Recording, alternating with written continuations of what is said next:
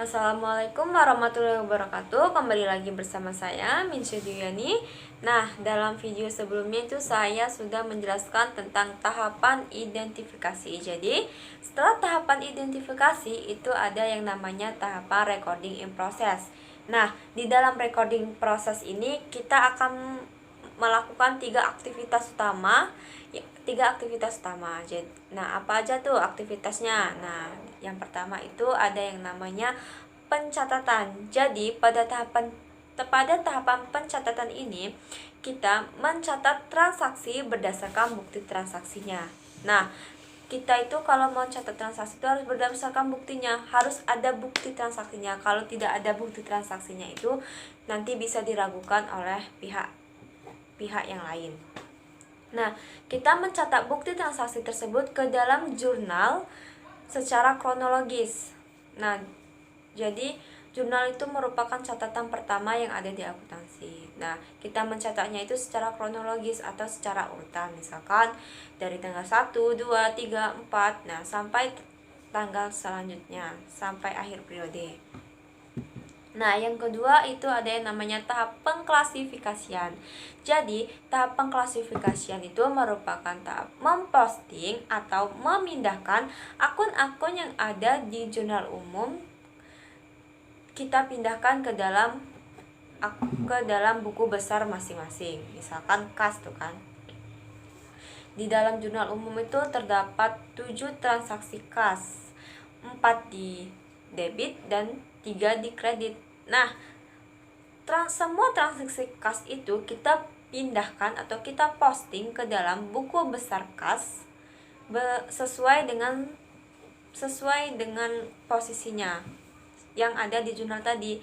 Nah, yang ada di jurnal tadi kan 4 di debit, 3 di kredit. Nah, kita pindahkan tuh ke buku besar kas kan. Nah, itu harus 4 sesuai dengan posisinya, 4 di debit dan 3 di kredit. Nah, itu juga yang seterusnya juga yang dilakukan oleh akun-akun yang selanjutnya tentang perlengkapan. Nah, pokoknya akun apa aja tuh kita posting ke buku besarnya masing-masing sesuai dengan posisinya.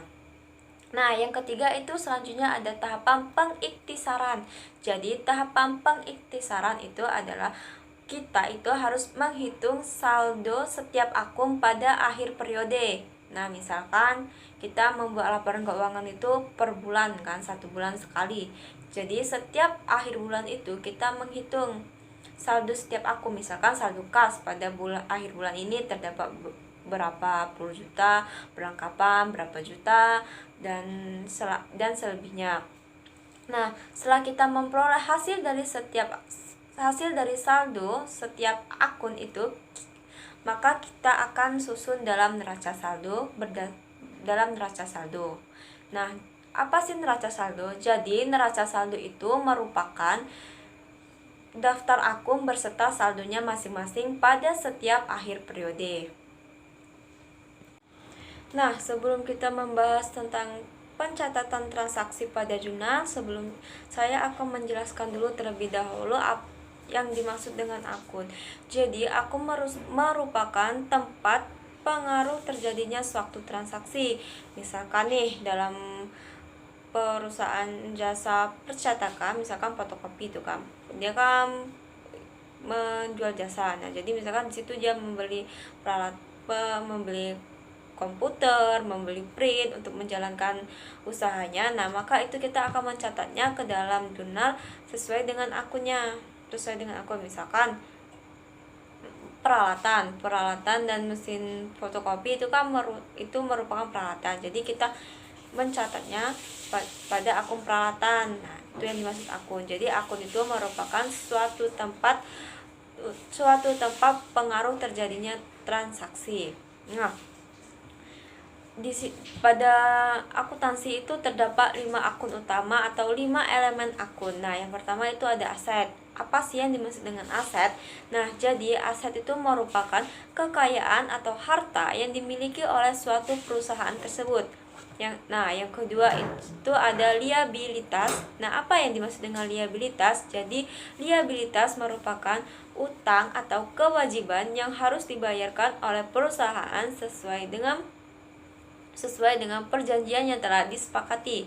Nah, yang ketiga itu ada modal, yang keempat itu ada penghasilan, dan yang kelima itu adalah beban. Apa yang dimaksud dengan beban?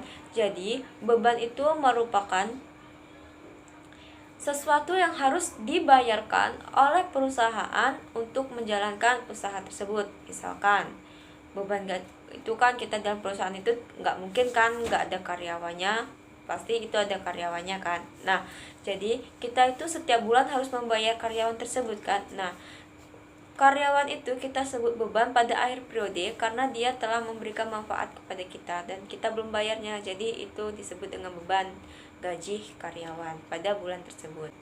Nah, 3 kelompok akun aset, liabilitas, dan ekuitas itu biasanya akan kita temui pada laporan perubahan posisi keuangan.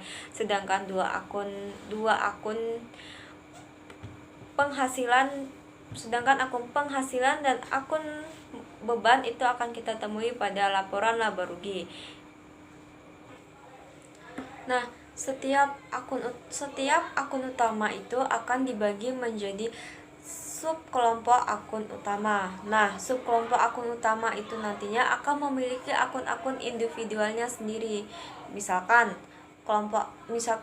akun utama akun utama aset. Nah, aset itu kan merupakan akun utama, akun aset. Nah, aset itu nanti akan terbagi menjadi subkelompok akun utama seperti aset lancar dan aset tidak lancar. Selanjutnya, aset lancar dan aset tidak lancar itu nanti akan memiliki akun-akun individualnya sendiri. Seperti misalkan akun aset lancar. Nah, aset lancar itu misalkan terdiri dari perlengkapan, peralatan, kas, piutang, dan lain-lainnya. Sedangkan aset tidak lancar terdiri dari tanah, bangunan, dan lain-lain. Nah, itu yang dimaksud dengan akun. Nah, dalam praktik akuntansi kita akan menggunakan yang namanya itu double entry system. Jadi, double entry system itu merupakan dimana kita itu mencatat transaksi. Dalam mencatat transaksi itu harus melibatkan minimal itu dua akun dimana posisi pertama itu kita akan mencatatnya pada posisi debit dan akun yang kedua itu akan kita catat pada posisi kredit. Nah, dalam pencatatan transaksi ini kita bisa mencatatkan sekali transaksi itu 3 akun, 4 akun, dan 5 akun. Nah, tapi minimal itu 2 akun. Nah, posisi antara debit dan kredit itu harus seimbang atau sesuai. Misalkan pada tanggal 15 Agustus 2020, PTA membeli perlengkapan kantor sebesar 50 juta. Nah, di situ melibatkan 2 akun kan, perlengkapan dan kas. Nah, 1 akun itu kita catat dalam debit dan 1 akun kita catat dalam kredit perlengkapan. Nah, perlengkapan itu kan bertambah. Nah, kalau perlengkapan itu bertambah, kita akan mencatatnya ke dalam debit, sedangkan kas jika berkurang kita akan mencatatnya di kredit. Nah, jadi nilainya itu dua akun itu kita catat, yang satu di debit dan yang satu di kredit, dan nominalnya itu harus seimbang atau sesuai. Jika pada posisi debit itu 50 juta, posisi kredit juga harus 50 juta. Nah, aturan dalam debit dan kredit itu dapat kita lihat pada persamaan dasar akuntansi yang pernah saya jelaskan sebelumnya. Persamaan dasar akuntansi itu merupakan aset sama dengan liabilitas plus ekuitas. Nah, telah disepakati atau telah menjadi aturan bahwa akun yang berada di posisi kiri itu bersaldo normal debit, sedangkan akun yang berada di posisi kanan itu bersaldo normal kredit. Nah, di sini kan kita aset sama dengan liabilitas plus ekuitas. Nah, sama dengan itu kita tarik sebagai pemisah antara posisi kanan dan posisi kiri. Jadi aset itu merupakan posisi kiri. Nah, jadi hampir seluruh akun aset itu bersaldo normal pada debit. Nah, sedangkan bagaimana dengan liabilitas dan ekuitas? Nah, kalau liabilitas itu dan ekuitas itu kan berada di posisi kanan. Nah, aturannya akun yang berada di sisi kanan itu bersaldo normal kredit. Jadi, semua akun yang ada pada liabilitas itu bersaldo normal kredit. Sedangkan sebagian akun yang berada di ekuitas itu bersaldo normal kredit. Nah, terus apa sih itu yang dimaksud dengan saldo normal? Kok ngomongnya saldo normal kan? Nah, jadi definisi saldo normal itu merupakan suatu akun yang bisa bersaldo debit atau bisa bersaldo kredit. Jika suatu akun yang bersaldo normal debit, jika bertambah, dia akan saldo normal akun tersebut di mana? Di debit atau di kredit.